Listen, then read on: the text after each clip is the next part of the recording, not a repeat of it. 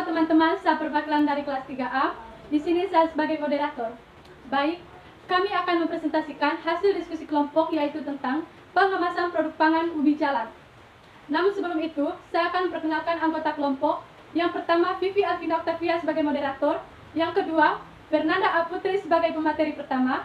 Yang ketiga, Alina Mangun sebagai pemateri kedua. Yang keempat, Pascalia Letmai sebagai pemateri ketiga. Baik, waktu dan kesempatan saya berikan kepada pembawa materi untuk menjelaskan hasil diskusi kelompok. Terima kasih. Yang pertama yaitu pendahuluan. 1. Pemasaran. Meningkatkan penjualan yang pada akhirnya meningkatkan laba. Semakin banyak aktivitas pemasaran, maka semakin besar peluang produk atau jasa terjual. Yang kedua, pengemasan. Melindungi produk dari bahaya fisik, melindungi produk dari segala sesuatu yang dapat menurunkan kualitas produk. Yang ketiga, pelabelan. Label mengidentifikasi produk atau merek. Yang kedua, label menentukan kelas produk. Yang ketiga, label menggambarkan beberapa hal mengenai produk, yaitu siapa pembuatnya, di mana pembuatannya, kapan dibuat, apa isinya, bagaimana menggunakannya, dan bagaimana menggunakan secara aman. Yang kedua, yaitu metode. Waktu. Untuk waktu pengemasan tidak bisa ditentukan dengan kapan produksi tersebut dibuat oleh produsen, baru kemudian ubi jalar ungu tersebut dikemas. Tempat.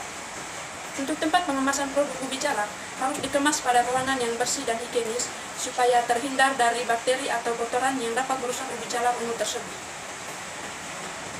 Di sini tempat pengemasannya harus bersih dan higienis agar produknya terhindar dari bakteri atau kotoran yang merusak produk tersebut. Hasil dan pembahasan. Yang pertama, pengertian ubi jalar. Ubi jalar adalah jenis umbi-umbian yang banyak dikonsumsi dan biasanya ubi jalar ini diolah dan dijadikan hidangan seperti cake, puding, dan kolak. Yang berikut, pengemasan dan pelabelan ubi jalar. Pengemasan ubi jalar pada umumnya biasa menggunakan mika dengan isi antara 5 keping cake.